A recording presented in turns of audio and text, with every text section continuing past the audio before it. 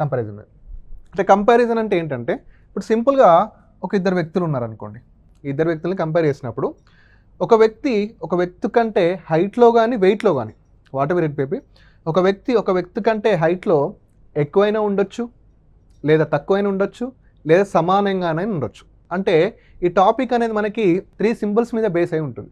అవే ఏంటంటే less than, greater than and equal. So ఈ 3 symbols పైన మనకి బేస్ అయి ఉంటుంది. ఓకేనా. ఇంకా ఏముంటాయంటే less than or equal to and greater than or equal to ఉంటాయి. ఓకేనా. ఈ 3 సింబల్స్ అంటే టోటల్గా ఈ 5 సింబల్స్తోనే మనకి ఈ టాపిక్ మొత్తం బేస్ అయి ఉంటుంది. మీరు ఇక్కడ ఇంకో పాయింట్ బాగా గుర్తుపెట్టుకోండి. ఏంటి అంటే ఒక ఇద్దరిని కంపారిజన్ చేసినప్పుడు మనకి రిజల్ట్ అనేది ఖచ్చితంగా వస్తుంది. ఓకేనా. అంటే తక్కువైనా ఉంటుంది, ఎక్కువైనా ఉంటుంది, ఈక్వల్ అయినా ఉంటుంది.